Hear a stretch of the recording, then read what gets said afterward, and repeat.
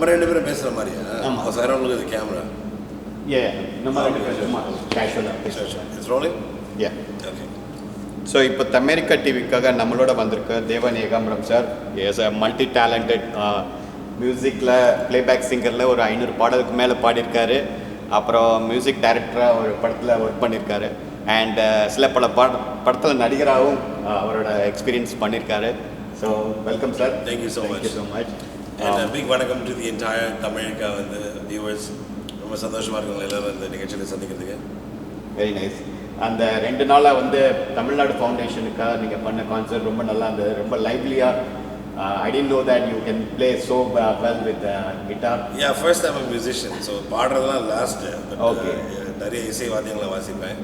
Very do a lot of instruments, but I really enjoyed working with the youngsters. In the முறை வந்து I told TNF, it's called young children and young adults who can sing. அவங்களாம் வந்து ஒரு மேடை கொடுத்து அவங்கள பாட வைக்கலாம். ஆமாம், இல்லை அது ரொம்ப நல்லா பண்ணியிருந்தீங்க. ஒரு வித்தின் ஃபியூ ஹவர்ஸில் வந்து கிட்ஸுகளை வந்து நீங்கள் கூட்டி வந்து ஒர்க் ஷாப் நடத்தி அடுத்த நாள் உங்களோட பாட வச்சு அவங்கள நல்லா என்கரேஜ் பண்ணீங்க. நிறைய பண்ணணும். இது ஷுட் பி a ஸ்டார்ட். இன்னும் நிறைய நிகழ்ச்சிகள் பண்ணணும். இது ரொம்ப நல்ல முயற்சி, வாழ்த்துக்கள். அப்புறம் உங்களோட பேக்ரவுண்ட் பற்றி கொஞ்சம் சொல்லுங்களா? வேறு I'm from New Jersey originally, born and raised in the US. Okay. In college, high school, I've been active in South Indian music scene, US schoolliye. Oh, okay. நான் கீதாஞ்சலி என்ற ஒரு பேண்டில் நான் முதல்ல கிட்டாரிஸ்டாக இருந்தேன். Very nice. அங்கே கிட்டாரும் கீபோர்ட் அங்கே வாசிச்சிருந்தேன். And என்னோட very good friend Ramesh Ramanathan அவர்கள் அவர்கிட்ட தான் கூட பேஸ் வாசிச்சேன். ஆமாம், நேற்று. So we known each other more than 23 years. And அது அப்படியே அந்த ஆசை அப்படியே just grew, and then finally I took the plunge and moved to India. Okay. என்னோட இன்ஜினியரிங் டிகிரியை பாதியிலே விட்டுட்டு நான் இசையிலே வந்து தேர்ந்தெடுத்து வந்து நான் going to go and pursue that. அது என்ன சொல்றது, ஒரு வாழ்வோ சாவோன்னு ஒரு நிலைமை வந்து I'll go ahead and give it my best shot, and I think I'm really happy. இந்த விதமான வருத்தம் இல்லை that I left US life, and India வந்து நிறைய விஷயங்கள் கற்றுக் கொடுத்துச்சு. Like how blessed we all are to raise Western life, with all the எத்தனை வசதிகள் நம்மக்கிட்ட இருக்கு and வாய்ப்புகள். But I love India. இந்தியாவில் இருக்கிற பாசம், அவங்களோட பண்பாடு and கலாச்சாரம், it's wonderful. For I think a lot of kids should take efforts to spend more time in India, do some a lot of work and volunteer work for India. And எவ்வளோ விஷயங்கள் வந்து not just cinema, Karnataka சங்கீதம், Bharatanatyam, all the arts, all the art forms in India are wonderful. And of course இன்னி காலகட்டத்தில் நிறைய collaborations ஆகுது. நீங்கள் பார்த்தீங்கன்னா ரஹ்மான் சார் கூட வந்து doing a lot of work here in the US in Hollywood, and you recently got the what do you call honorary doctorate from Berkeley. So Tamil வந்து கடல் தாண்டி அமெரிக்கால நிறைய இடத்துல சாதிக்கிறாங்க. இன்னைக்கு வந்து நல்லாவே நிறைய இடத்துல சாதிக்கிறாங்க. ஸோ நீங்கள் வந்து இங்கே அமெரிக்காவில் பிறந்து வளர்ந்தாலும் நீங்கள் ஏன் வந்து இந்த ஊர் மியூசிக் இண்டஸ்ட்ரியில் ட்ரை பண்ணாமல் நம்ம தமிழ்நாட்டில் ட்ரை பண்ண? I was very clear that I said, நம்ம மக்கள் முன்னாடி நம்ம ஏன் ப்ராப்ளம் ஆகுது, அதுதான் அவருக்கு எடுத்துங்க. அதுதான் I felt that would be a more practical way. I mean, of course international artists இருக்கிறாங்க, but I thought நம்ம ஊர்லேயே நான் ஆரம்பிச்சாக்கா சப்போர்ட்டும் வந்து என்ன சொல்கிறது, அந்த என்கரேஜ்மெண்ட் கிடைக்கும் நினச்சேன். அப்படி தான் ஆயிடுச்சு எனக்கு. அண்ட் அஃப்கோர்ஸ் நம்ம ஆடியன்ஸ் இருக்கும்போது ஏன் வந்து அன்னோன் ஆடியன்ஸ் போய் நம்ம டார்கெட் பண்ணணும்? என்ன அதான் சொல்ல, ஒரு பரதநாட்டியம் டான்ஸர் எதுக்காக போய் வந்து பேலே டான்ஸ் ஆடணும்? ஆமாம், அதே மாதிரி ஒரு ஜாஸ் நம்ம கலாச்சாரத்துக்கு கரெக்ட். ஸோ ஐ செட் எப்படியும் அந்த பாடம் தான் நான் ரசிச்சு தான் பாடுறேன். பட் அட்லீஸ்ட் அந்த வெஸ்டர்ன் இன்ஃப்ளூயன்சஸ் அந்த ஸ்டைலில் கொண்டு வரலாம். அதுதான் எனக்கு கிடைச்ச ஒரு வாய்ப்பு. பிகாஸ் மை வெஸ்டர்ன் இன்ஃப்ளூயன்சஸ் அந்த ஸ்டைல் கூட வந்து ஐ ஷோட் இன் மை சிங்கிங், அண்ட் அதனால தான் இன்னி வரைக்கும் அதே போல சிங்கிங் ஒரு unique talent. So I felt that was my plus point. And I feel a lot of youngsters, இப்போ கூட Arjun அதேபள்ளி is joined us. He's another upcoming talent. Sriram from California. அவரும் கிட்டத்தட்ட ஒரு 5-6 படத்துக்கு வந்து ரஹ்மான் பாடியிருக்காரு. And wonderful singing. I'm a big fan of his voice.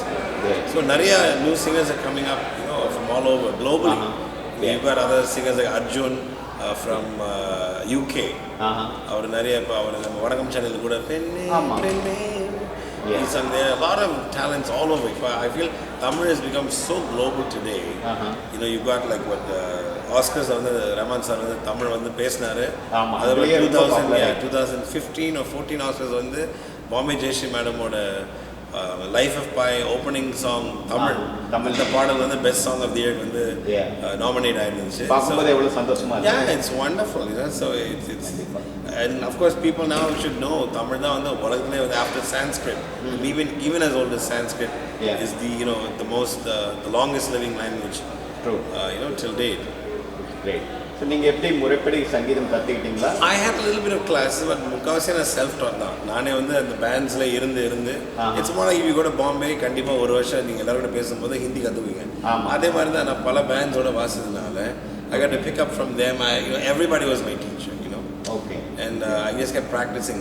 அதான் சொன்ன மாதிரி பேச அது அப்படியே வந்துடுது, மொழி அப்படியே வரும். அதே மாதிரி தான் இசை, நீங்கள் வாசிக்க பாட அதே ஒரு மொழி. கரெக்ட், அதே தான். So and you get to see so many talents. இன்னி வரைக்கும் I'm so amazed. எந்த ஊர் போனாலும் வந்து I'm seeing so many young talents.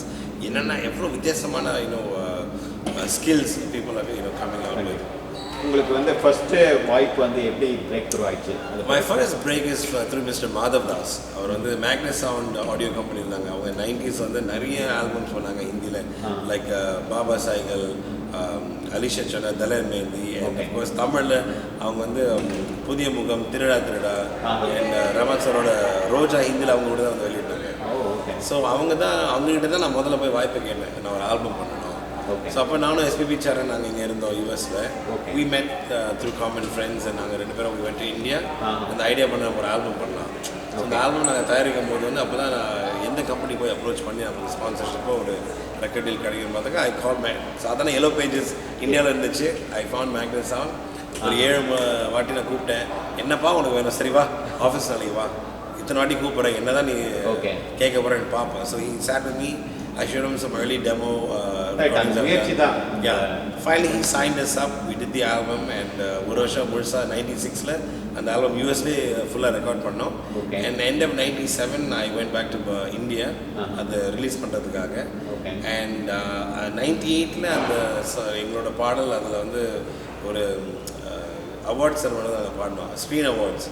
அங்கே வந்து ரஹ்மான் சார் வந்து வந்தே மாதம்காக வந்து விருது ஜெயிச்சார். அங்கே நாங்கள் பர்ஃபார்ம் பண்ணோம். அதை பார்த்து விதின் 2 weeks எனக்கு ஓமரியா பாடுறதுக்கு வாய்ப்பு இருந்துச்சு. So it was huge. At that time net ரொம்ப கம்மி, யூடியூபெல்லாம் அப்படி கிடையாது. ஸோ எல்லாமே வந்து வேர்ட் ஆஃப் மவுத். அண்ட் அவருக்கு வந்து 1000 கேசட்ஸ் வந்து வந்து வோக்கல் டெமோஸோட. ஸோ அந்த மத்தியில் வந்து என்னோட ரிலேஷனை பார்த்து என்னோட ஆல்பம் அவரோட டெஸ்கில் இருந்துச்சு. And then he called me, and that was the rest was history. வெறும் சும்மா அவரை மீட் பண்ண போனதே எனக்கு ஒரு மகிழ்ச்சி. பட் ஒரு பாடல் கொடுத்து அதுக்கப்புறம் ஒரு சிங்கராக லான்ச் பண்ணி அது வரைக்கும் நான் அவர் பாடுகிறே இல்லை. சும்மா நான் பாடுவேன் எதுக்காக, என்னோட கம்போசிங் வந்து ஒரு இன்னொரு சிங்கர் கற்றுக்கிறதுக்காக நான் பாடுவேன். ஒரு ட்ராக் மாதிரி. Yes, I would just sing for them to learn the tune. But to be launched as a full-fledged singer, and it was amazing. And in America I got the pleasure of sharing the stage with so many legends. Great. And working with the best in the industry. So I feel so happy and privileged. Yeah, that's good. அந்த ஒரு தமிழ் பாடல் முதல்ல தமிழ் பாடல் வெளியே வந்து தமிழ் மக்கள் கேட்டுட்டு உங்களை கூப்பிட்டு யாராவது அப்ரிஷியேட் பண்ணும்போது உங்களோட மனநிலை எப்படி இருந்தது? How do you experience that? Well, I think the first time I saw it on the theater. மக்களோட நம்மளோட குரல் திரையில் வந்து நம்ம கேட்கும்போது இத்தனை தியேட்டரில் வந்து நம்ம பாட்டு வருது, இத்தனை ரேடியோலையும் தொலைக்காட்சியிலேருந்து வரும்போது I was like, wow, okay, something new. And எனக்கு என்னென்னா வந்து எத்தனை பேர் வந்து வருஷக்கணக்காக வந்து முயற்சி பண்ணியிருப்பாங்க. பட் இது கடவுளே நமக்கு கொடுத்த ஒரு வரப்பிரசாதம் மாதிரி. கண்டிப்பாக it was not something I pursued. அதுவாக வந்து அமைஞ்சது. அதே மாதிரி தான் அதுக்கப்புறம் I got an opportunity to act. I acted in 2-3 films. Parthiban கனவு, then ஜெயம் கொண்டான், முன்னாலே வந்தாலே. ஸோ பார்த்திபன் கனவு வரும்போது யதார்த்தமான ஒரு நல்லா இருந்தது. It was a wonderful opportunity to work with Vivek sir and act with Shrikant and Sneha and Karu Payinappan இயக்குனர் அவருக்கு பெரிய நன்றி. He was an associate director of director Yel. So I had done a few songs for Yel சாரோட படங்கள், பெண்ணின் மனதை தொட்டு, and then then பூவலாம் Unvasam. So அந்த 2 படம் நான் பாடினேன். ஸோ அந்த ரெக்கார்டிங் வரும்போது நான் பண்ணுற சேட்டையெல்லாம் வந்து பழனியப்பன் சார் வந்து கவனிச்சார். ஸோ அவர் சொன்ன முதல் வார்த்தை, தேவன் நீங்கள் வந்து நடிக்க வேணாங்க, நீங்கள் ஸ்டுடியோவில் எப்படி இருக்கீங்களோ அது அப்படியே வந்து செட்டில் இருக்கு. வெரி கூல் கை. வந்து ஸ்டேஜில் பார்த்தோம்னா ஒரு எடுத்த ஒரு 5 மினிட்ஸ்ல எல்லாரையும் வந்து அட்ராக்ட் பண்ணிட்டீங்க. Well, I think I feel performance. I love performing in front of people, and என்ன பொறுத்தவரைக்கும் நம்ம டின்னர் பார்ட்டிஸ் பண்ணும்போது நம்ம ஃப்ரெண்ட்ஸ் வீட்டில் எப்படி வந்து அந்த கலகல போடுறது, என் மச்சான் நீ இதை பாடுவா, ஏமா நீ இந்த பாட்டு பாடுவா. It's just bringing everybody together because I think music is one force. நம்ம எந்த அந்த சந்தோஷம், சோகம், வருத்தம் எல்லாமே அதில் கொட்டிக்கலாம். It just kind of it's like a cleansing process, music, you know. Night நிம்மதியாக போய்க்கும். Yeah, exactly. And I feel like நம்ம பெர்ஃபார்மிங் பண்ணும்போது இந்த நம்ம ஸ்டுடியோவில் இருக்கலாம், அது நமக்குள்ளே between the system, us and our own music, அது வேறு. பட் மக்கள் முன்னாடி வந்து ஆடியன்ஸ் முன்னாடி நம்ம பாடும்போது you giving them something. அவங்க வந்து you know full day they be slogging, working, எவ்வளோ டென்ஷன். அந்த 1.5 மணி நேரம் 2 மணி நேரம் வந்து ஒரு ரிலாக்ஸேஷன், ஒரு relief. You have to take them to another zone அந்த நேரம். கண்டிப்பா. ஆக்சுவலாக நேற்று பார்த்தோம்னா ரொம்ப லேட்டாக தான் ஸ்டார்ட் ஆச்சு. உள்ள ஏசி ஒர்க் ஆகல, இருந்தாலும் அந்த ஃபுல் டே அட்டென்ட் பண்ணியிருக்காங்க. ரொம்ப டயர்டாக இருந்தாலும் அந்த மியூசிக் ஸ்டார்ட் பண்ண பிறகு எல்லாரும் என்ஜாய் பண்ணிருக்கீங்க. Very good moments. So it was a wonderful opportunity. Again, I want to thank Tamil Nadu Foundation for inviting me, and big thanks to Gomes Ganapathy uncle and Sivasenam uncle for encouraging me on this project. நீங்கள் பாட்டு ஒரு 500 பாடல் மேலே பாடிருக்கீங்க செயல்பட்ட. அதில் வந்து உங்களோட favourite ஒரு 5 பாட்டு சொல்ல முடியுமா? I would, more than the songs, I would say the recording experience. கண்டிப்பாக ஓமரியா and ஸ்மாயா ரெண்டுமே பேக் டு பேக் ரஹ்மான் சாரோட பாடல். இருவி ஒன்றுது for Haris Jayaraj, very close to my heart. Again for Ilaiyaraaja sir வந்து ஃப்ரெண்ட்ஸ் படத்தில் வந்து I sang மஞ்சள் பூசம். That was very special to me. And I would say 5 which I really enjoyed recording was for this film Gande. It was by new music director Vijay. There's a song I sang, Nene Vugaldane Nene Vugaldane Yene Vartide Yene Virtide Sugamaki Sudagirade. It's a very lovely melody song and fully acoustic. And I got to do so much of my harmony section arranging in that. So those are some of my favorites. நிறைய இருக்கு. எல்லா பாட்டும் ஒரு ஞாபகமான பாட்டு. So but நீங்க கேட்டதனால I told you some from the recording point of view, which I love to sing in the studio. இந்த 5 பாடல் வந்து எனக்கு ரொம்ப ஞாபகமா இருக்கு. ஸோ நீங்கள் நிறைய மியூசிக் டைரக்டரோட ஒர்க் பண்ணிட்டீங்க இல்லையா? உங்களுக்கு ஃபேவரட்டா எந்த மியூசிக் டைரக்டர் சொல்லுவீங்க? I can't say each one has their own style. Of course, I am a huge fan. For me, my top 2 as a listener, எனக்கு ரொம்ப பிடிச்சது ராஜா சார், அதுக்கப்புறம் Rahman sir. You know, they're just geniuses. You know, and everybody's doing great work. But I feel காலம் தாண்டி இங்கே போகிற பாடல்கள் வந்து Raja sir. I would definitely say. இங்கே வரைக்கும் it's like an ocean. Raja சாரோட மியூசிக் இங்கே வரைக்கும் நம்ம அந்த சாங்கை நம்ம கேட்கும்போது புது புது விஷயங்கள் we notice. இங்கே ஒரு ஃப்ரூட் வருது, அங்கே வந்து ஒரு ஸ்ட்ரிங்ஸ் வருது. It's just an ocean. So என்னை பொறுத்தவரை he is left. All of us, நீங்களும் நானும் சரி, எல்லாமே கொடுத்து வச்சிருக்கோம். அவர் வாழ்ந்த காலத்தில் நாங்களும் வாழ்ந்துருக்கோம். கண்டிப்பா. இன்னைக்கு கூட லாங் டிரைவ் பண்ணும்போது இளையராஜா சார் தான் வந்து வண்டி ஓட்டி போடுறாரு. இந்த அளவுக்கு you name it. So he's definitely a blessing from God for music, you know. அது எப்படி வருதுன்னு தெரியல. Some connection divine, even for Rahman sir, some divine connection. Rahman sir has done something unimaginable. Ivlo வந்து like when he started as a keyboard player for Raja sir, got a break in ads, did Roja, ஒரு முதல் படம் ரோஜா வந்து national award win பண்ணிட்டு. Amazing talent.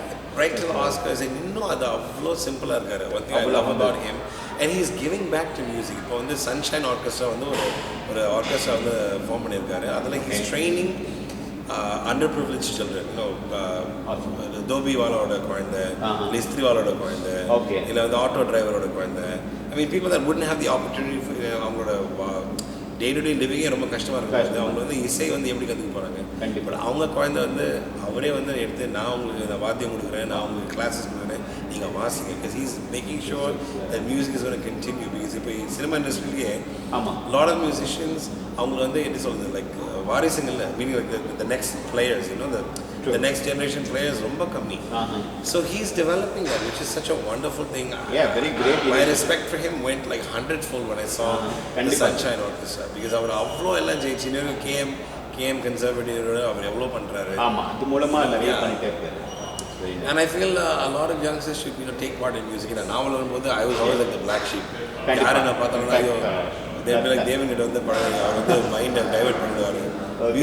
மியூசிக்கெல்லாம் பேசுகிறாரு, நீங்கள் படிங்க, நீங்கள் அது. ஸோ ரஹ்மான் சார் சார் இசை வந்து ஒரு ஜாபாக வந்து நீங்கள் அதை நினைக்கணும்.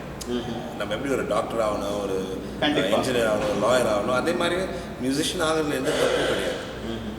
You know but you should be sincere about it. நிறைய பேர் என்ன சொல்கிறாங்கன்னா, they will come maybe take 6 months break. நான் இந்தியாவை தான் நான் முயற்சி பண்ணுறேன்.